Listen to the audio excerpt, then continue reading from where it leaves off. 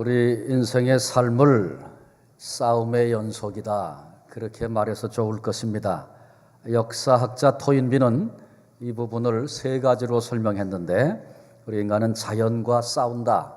그렇죠? 추위, 더위, 홍수, 가뭄, 우리를 힘들게 하는 자연현상이 많지만 이런 것들을 극복해내며 이제 우리 인간의 삶이 얼마나 많이 발전해 왔습니까? 두 번째 싸움은 자신과의 싸움입니다. 자기를 극복해야 하는 문제, 결코 쉽지 않은 싸움인데 우린 죽을 때까지 이 싸움을 멈출 수가 없는 것입니다. 세 번째는 이웃과의 싸움입니다. 경쟁 사회 속에서 우리 모두가 오늘을 살고 있습니다. 그런데 성도된 우리에게는 이 세 가지 싸움만 아니라 사탄과 싸우는 영적인 싸움, 훨씬 더 어렵고 중요하고 큰 그런 싸움이 우리에게 있다는 것 우리 모두가 알고 있습니다. 하나님의 백성인 이스라엘이 약속의 땅을, 가나안 땅을 정복하는 이야기가 여호수아서입니다. 이 여호수아서에는 그래서 수많은 전쟁 기록이 등장을 하고 있습니다. 여호수아서의 그 많은 싸움 가운데 오늘 우리가 함께 읽었던 여리고와의 싸움, 아마 가장 중요한 싸움이다, 그렇게 말해서 좋을 것입니다. 그 이유는 이 싸움은 가나안 땅에 들어가 갖게 된 최초의 첫 번째 싸움입니다. 첫 단추를 잘 끼워야 한다, 그런 말이 있죠. 첫 전쟁에서 패배하고 만다면 그 앞으로 정복하는 모든 싸움이 이스라엘 민족에게는 두려움이 될 것입니다. 그런 의미에서 중요하고요. 그 다음에 지리적인 조건을 볼 때 이 여리고성은 가나안 땅을 들어가는 입구와 같은 곳입니다. 여리고를 점령하지 않고는 가나안 땅으로 들어갈 수 없는 것입니다. 거기다가 그 땅은 자연적인 요새, 난공불락의 요새와 같은 그런 곳입니다. 기록에 보면 여리고성은 성벽을 이중으로 쌓은 그런 벽입니다. 그래서 누가 침투에 들어와 그 성벽을 무너뜨릴 수 없는 그런 강력한 그런 도성이었습니다. 큰 강을 옆에 끼고 있고 교통의 요충지고, 그래서 반드시 점령해야 할 여리고성, 가나안 땅을 들어가기 위한 첩경입니다. 최대의 난관이라고 말할 수 있고요. 어쩌면 가나안에서의 싸움 가운데 가장 두려운 대상이 첫 싸움인 여리고라, 그렇게 말해서 좋습니다. 그런데 이스라엘 민족은 이 싸움에서 큰 승리를 거두었습니다.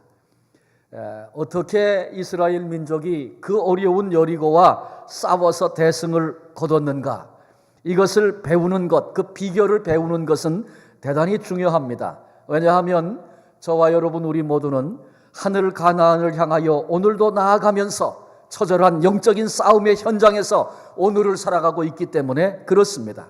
예수님께서도 천국은 침노하는 자의 것이다, 그냥 천국이 얻어지지 않는다, 감당해야 할 영적인 싸움이 있다, 그렇게 말씀하셨습니다. 사도 바울도 이 일을 위해서는 하나님의 전신갑주로 무장해야 한다. 우리의 싸움은 혈과 육에 대한 것이 아니고 공중의 권세를 잡고 있는, 그래서 우리를 멸망의 자리로 끌고 가려고 하는 악한 세력과의 싸움이기 때문에 무장해야 한다고 그렇게 도전하고 있습니다. 오늘 예배에 참석하고 있는 우리 성도님들 개개인 한 사람 한 사람 앞에는 모양과 형태는 달라도 제2, 제3의 여리고가 우리 앞을 가로막고 있을 때가 수없이 많이 있고, 아니 어쩌면 지금도 그런 난관을 눈앞에 두고 있는 분도 얼마든지 있을 수 있습니다. 반드시 뛰어넘고 승리해야만 할 장애들, 그래야 참 생명을 맛볼 수도 있고 하나님이 예비하신 은총의 자리에 도달할 수 있는 그런 싸움이 우리에게 있는 것입니다. 그래서 오늘 이 시간에 본문에서 여리고와의 전투를 통해서 배워야 할 영적 전쟁을 위한 비결 두 가지 함께 상고하며 주신 은혜를 나누려고 합니다. 첫 번째 영적 전쟁에 이스라엘 민족이 붙잡았던 비결은, 그 첫 번째는 믿음입니다. 우리가 다 상식적으로 아는 것처럼 성 주변을 아무리 오랫동안 돌아도, 아무리 많은 사람이 돌아도 성벽은 무너지지 않습니다. 그런데 오늘 본문에는 이스라엘 민족이 성 주변을 돌 때 여리고 성벽이 무너졌다. 그렇게 기록해 주고 있습니다. 어떻게 된 일입니까? 지진이 난 것도 아니고 요즘처럼 무슨 누가 폭탄 장치를 해서 터뜨린 것도 아닌데 그 강한 난공불락의 요새인 여리고가 어떻게 무너졌습니까? 어떻게 그런 역사가 일어난 것입니까? 이 질문에 정확한 해답을 얻으려면 왜 이스라엘 민족이 여리고를 돌았는가? 이런 질문을 해봐야 합니다. 우리가 읽지 않았습니다마는 앞부분 2절에 보면 여리고와 그 왕과 용사를 내 손에 넘겨주리라. 여리고와의 전쟁을 앞두고 있는 여호수아에게, 이스라엘 민족에게 하나님이 하신 말씀입니다. 또 5절에 보면 여리고를 돌아라. 6일 동안 하루에 한 번씩, 그리고 제7일에는 7바퀴를 돌고 마지막 순간에 내가 명령하면 함성을 외쳐라. 그리하면 성벽이 무너져 내리리라. 하나님께서 여호수아에게 말씀하셨습니다. 그러니까 먼저는 하나님의 약속의 언약의 말씀이 있었고, 그리고 이 이스라엘 민족은 이 하나님의 약속을 믿음으로 받고 그리고 성벽을 돈 것입니다. 한마디로 줄여 얘기하면 믿음으로 성 주변을 돌 때 성벽이 무너졌다, 그런 얘기입니다. 성 주변을 그냥 빙빙 도는 일이라면 이것은 결코 군사적으로 합당한 방법이 아닙니다. 더군다나 여호수아는 수많은 전쟁을 경험한 사람입니다. 요즘 말로 표현하면 군 장성 출신이 여호수아입니다. 그러니 여호수아의 경험상으로 볼 때 여리고 성을 몇 바퀴 돈다, 이런 것은 전쟁을 위한 전략이라고 결코 말할 수 없습니다. 동시에 여리고 성내 사람들이, 지금 내려다보고 있는 여리고 사람들이 볼 때 이것은 어떤 일이었겠습니까? 정말 웃기는 일입니다. 전쟁한다고 나온 사람이 지금 성 주변을 빙빙 돌고 있습니다. 주관적으로 보든지 객관적으로 평가하든지 지금 성 주변을 돌겠다는 이 일은 합당한 행위가 결코 아닙니다. 그런데도 여호수아는, 이스라엘 민족은 일어서서 성을 돌았습니다. 만일 이스라엘이, 그리고 여호수아가 장군들을 불러 모아놓고 우리가 어떻게 여리고를 점령할까? 좋은 방법이 있습니다. 그게 뭐냐? 여리고 성을 돕시다. 그래서 만약에 장군들이 모여서 결정하고 전략으로 세우고 그리고 여리고를 돌기로 했고 그렇게 했다면 그건 정말 어리석은 일입니다. 절대로 승리할 수 없습니다. 그런데 중요한 것은 성 주변을 돌아라, 이렇게 명령하신 분이 전능하신 하나님이셨습니다. 이스라엘 민족은 지금 하나님의 말씀을 믿은 것입니다. 거기 능력이 있었습니다. 그래서 히브리서 기자는 여리고 전쟁 승리의 비결을 이렇게 한마디로 얘기합니다. 믿음으로 7일 동안 여리고를 두루 다니며 성이 무너졌으며. 우리가 읽은 이 6장 바로 앞에 5장 얘기를 보면 말이죠, 이스라엘 민족이 요단강을 육지처럼 건넜어요. 그리고 여리고 성이 저 앞에 보이는 맞은편 그 들판, 길갈이라고 불려지는 들판에 지금 진을 쳤습니다. 그런데 거기 진을 쳤을 즈음에 하나님께서 이런 말씀을 하셨어요. 너희들이 할례 받지 못한 이방인과 같이 되었으니 할례를 행하라, 이런 명령이 떨어졌습니다. 무슨 얘기냐 하면 아브라함에게 할례를 명하시고 하나님의 백성된 표로 그리하도록 하신 일에 모든 유대인들은 할례를 받았습니다. 그런데 출애굽해서 광야를 거쳐가면서 할례 받은 1세대는 다 죽었고 이제 광야에서 태어났던 2세대들이 지금 이제 가나안 땅에 들어오게 됐는데 그들은 모두가 다 할례를 받지 않은 사람이었어요. 광야에서 정신없이 사느라고 아마 하나님의 명령인 할례 받는 일을 그들이 잊었던 것 같아요. 하나님이 그 부분을 지금 지적하시는 것입니다. 그리고 할례를 행해라, 내 앞에 거룩한 백성이 되라, 이렇게 말씀하셨습니다. 그런데 이스라엘 민족이 하나님의 말씀을 듣고 할례를 행합니다. 근데 이것은 적 앞에서 무장 해제를 하는 것과 같은 행동입니다. 여러분 기억하시죠?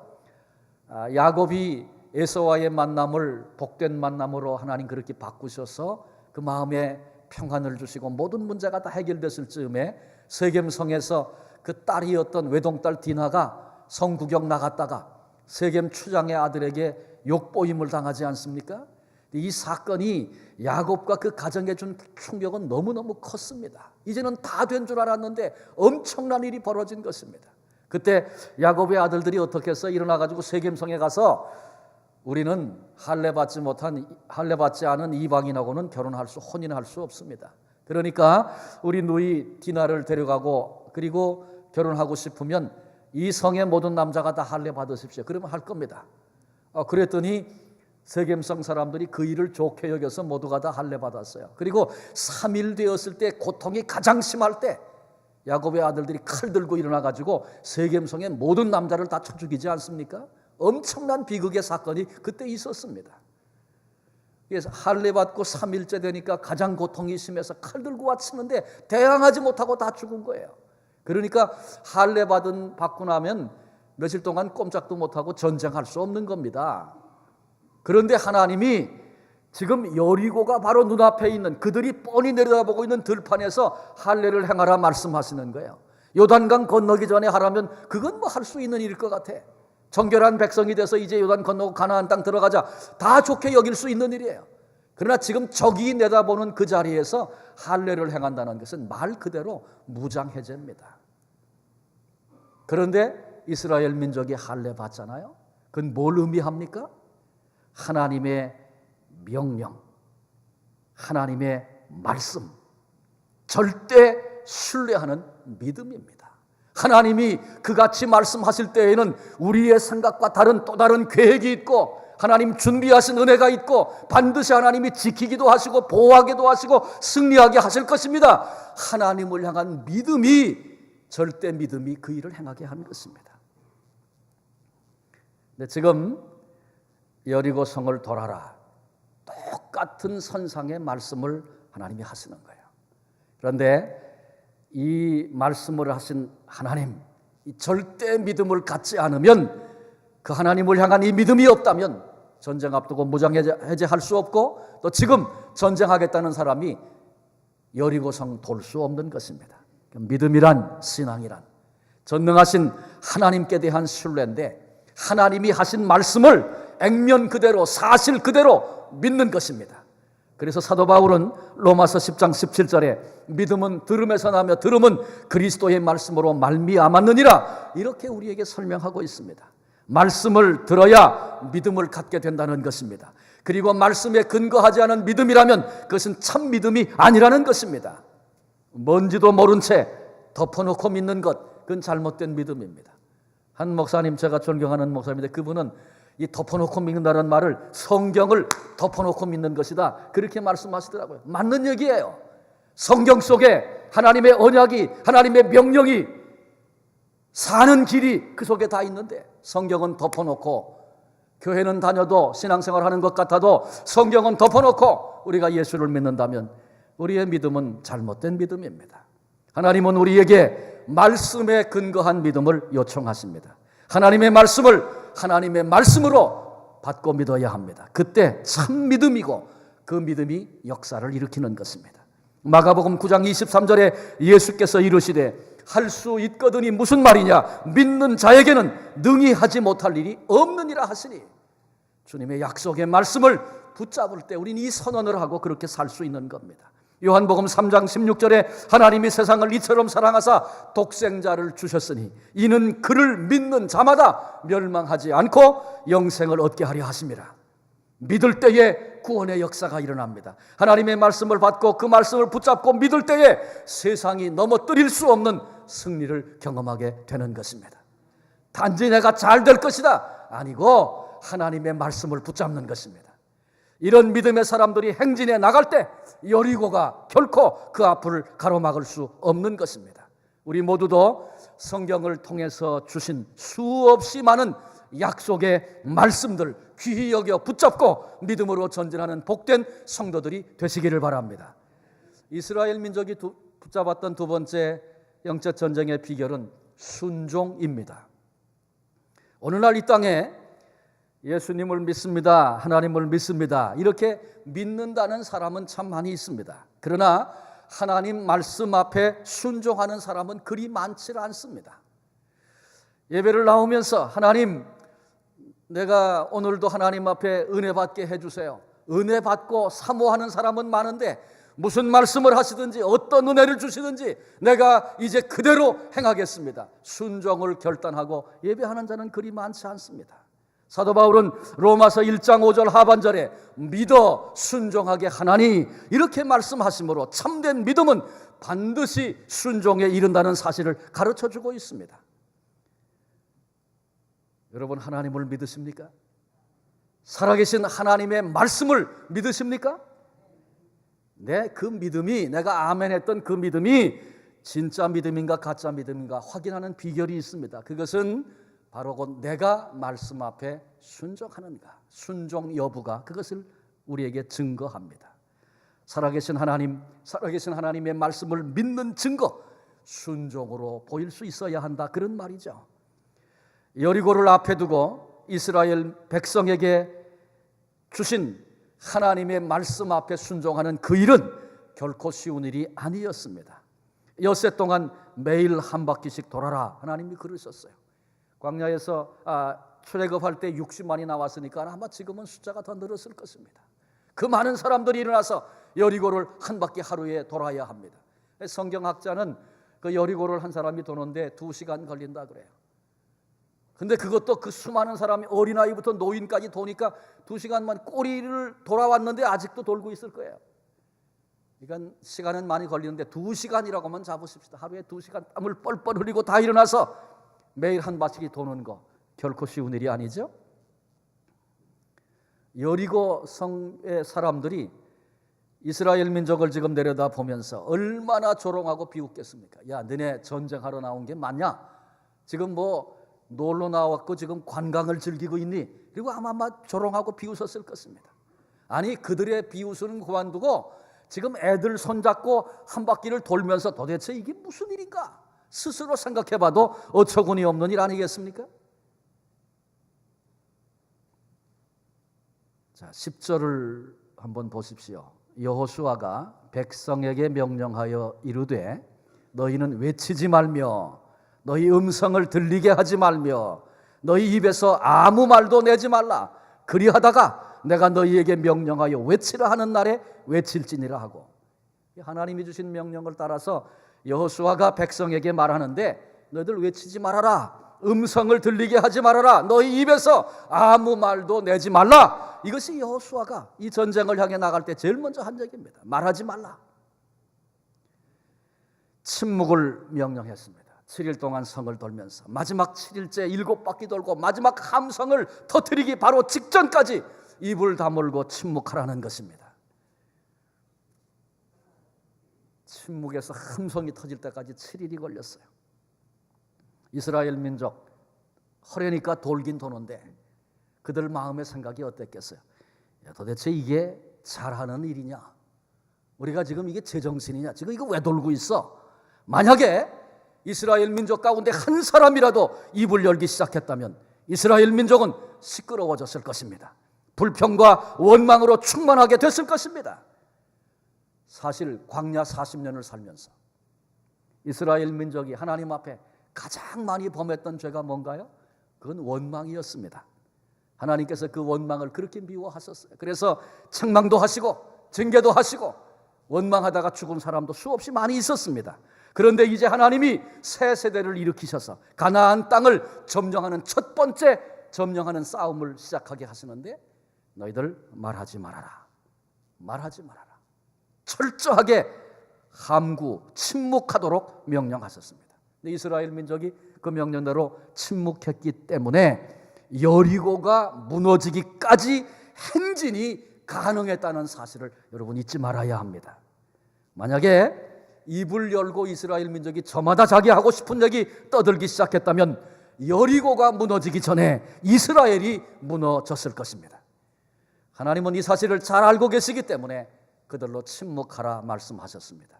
왜 돌아야 하는지, 돌면 그것이 어떤 효과가 있는지 전혀 그들이 모릅니다. 하나님이 알려주신 바 없기 때문에 그렇습니다. 단지 잠잠히 명령하신 여호와 하나님만을 바라보고 순종의 길을 걷도록 그렇게 요구하시는 것입니다. 7일째 7바퀴 돌았습니다. 아까 2시간 그랬으니까 14시간 굉장히 긴 시간 돈 겁니다.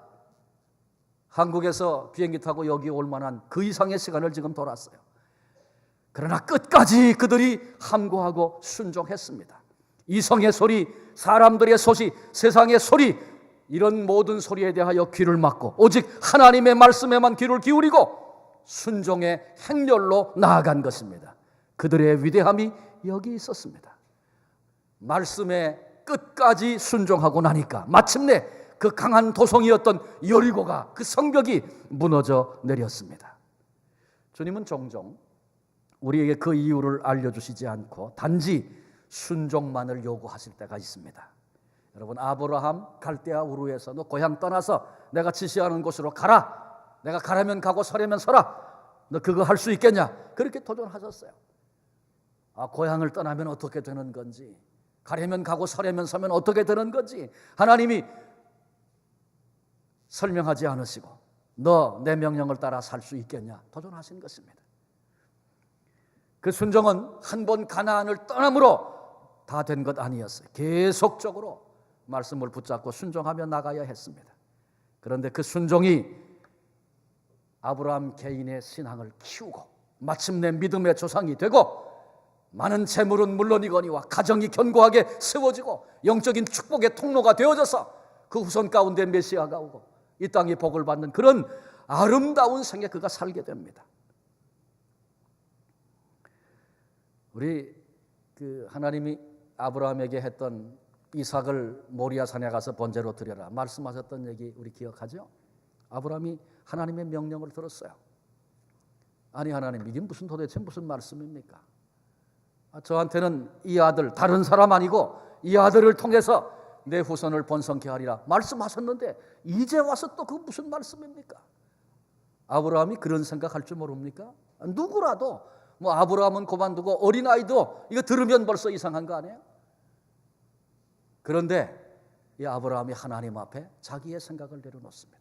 자기의 생각보다 하나님의 생각을 더 귀중하게 여기고 자기 생각이 있지만 내 생각에는 이렇지만 그건 내세우지 않고 하나님의 생각, 하나님의 계획 앞에 순종함으로 이 놀라운 역사를 제가 이루게 되고 믿음의 초상이 되고 하나님 예비하신 여호와 이레를 경험했던 놀라운 축복의 이야기 우리 기억하지 않습니까? 우리는 보통 저항하는 거, 반항하는 거 그걸 힘이라고 생각합니다.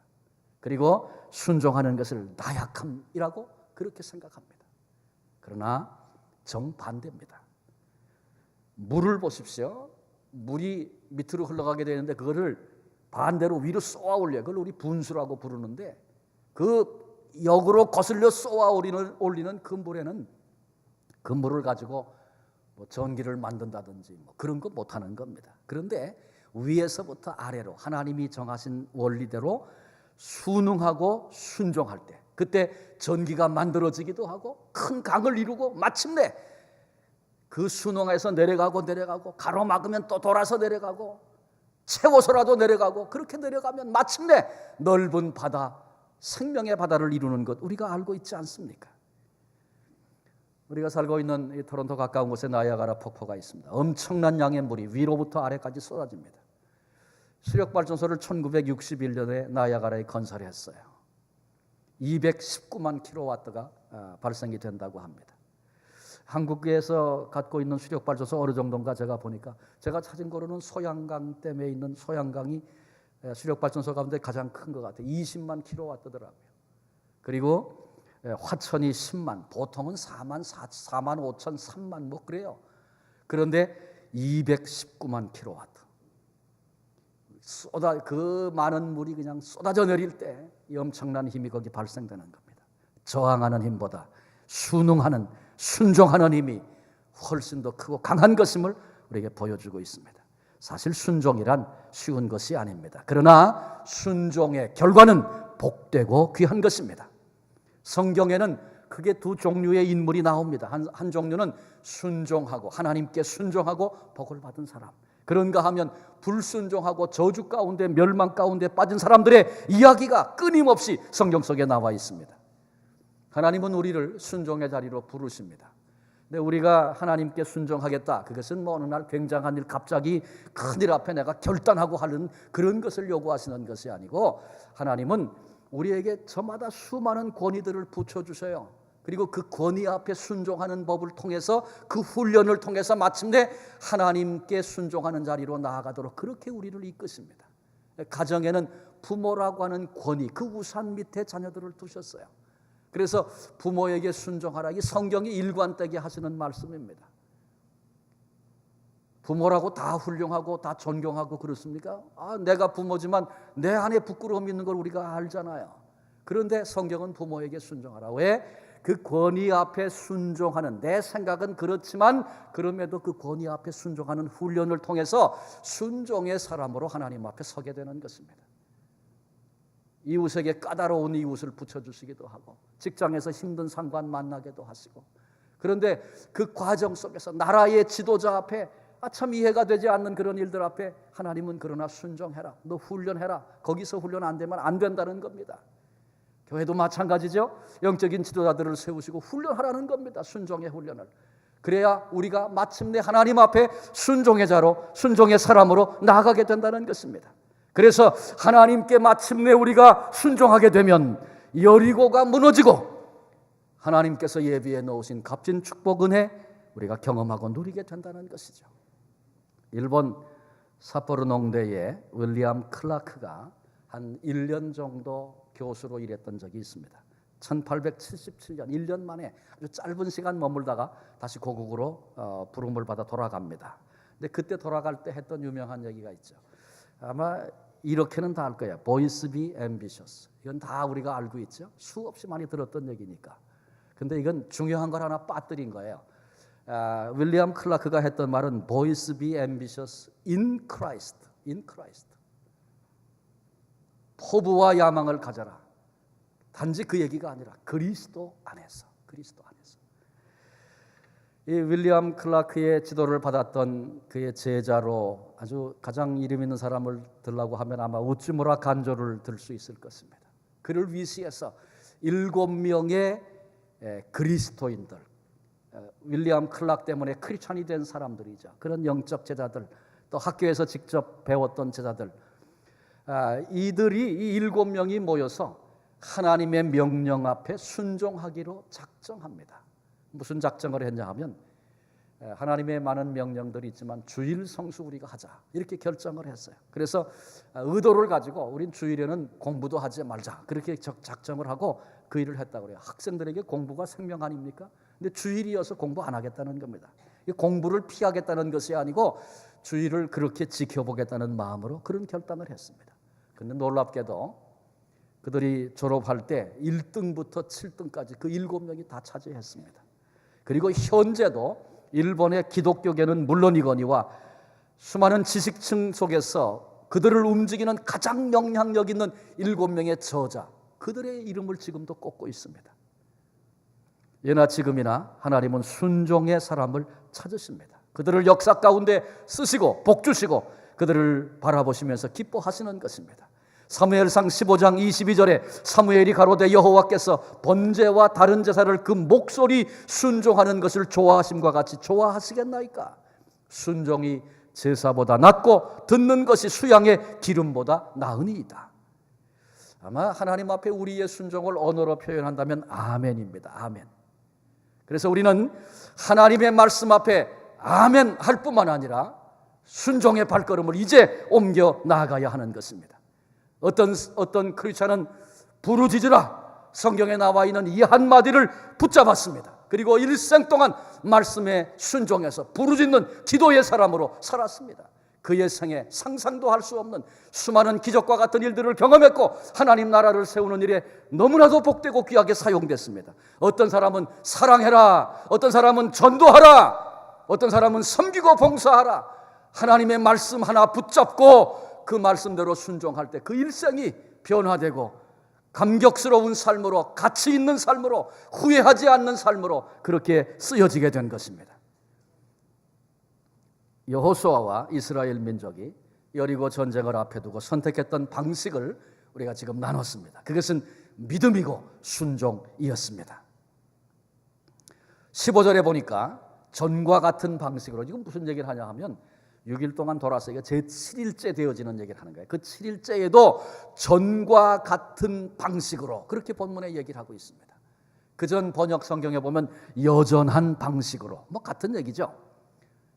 무슨 말이냐 하면 오늘은 이 방법, 내일은 저 방법, 어떻게 하면 내가 살아남고 어떻게 하면 내가 위대한 삶을 살 수 있을까? 방법에 그것이 있는 줄 알고 전전긍긍하고 이 방법도 해보고 저 방법도 해보고, 그런 삶이 아니라 전과 같은 방식으로, 여전한 방식으로, 날마다 변함없이 믿음으로 순종으로 그렇게 살았다, 그런 얘기입니다. 자, 이번 주 토요일 우리 5시 반에 행복 만찬 우리가 지금 준비하고 있습니다. 여러분, 행복 만찬 뒤에는 영적인 싸움이 있다는 사실을 아십니까?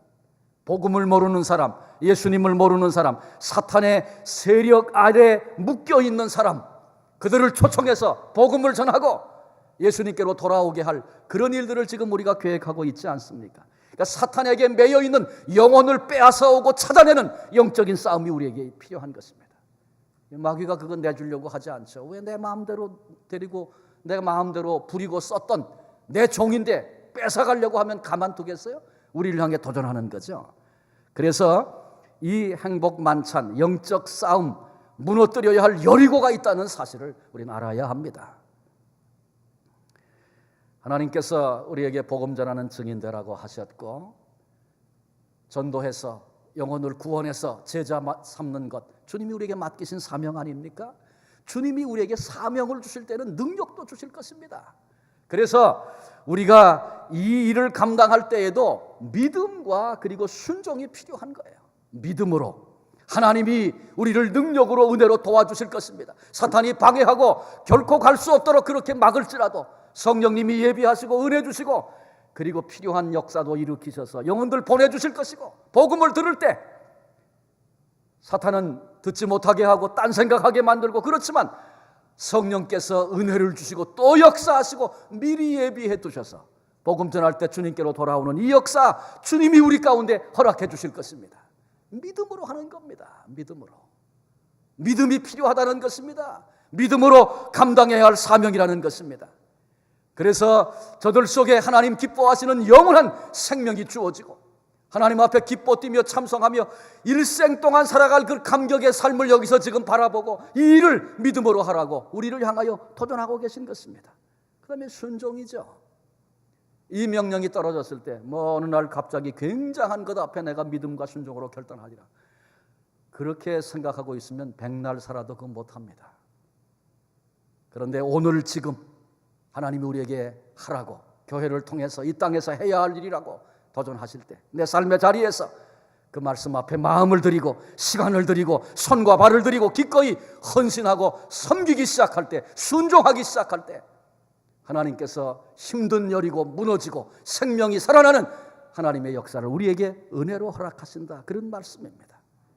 이번 행복 만찬만 아니라 성도된 우리 모두가 나아가야 할 우리의 남은 광야 같은 인생길, 우리의 남은 신앙생활 그 여정 속에서 우리는 순간순간 자기 자신을 돌아보고 점검해야 합니다. 내가 지금도, 내가 오늘도 믿음의 방식으로 살고 있는가? 내가 지금도 순종의 방식으로 존재하고 있는가?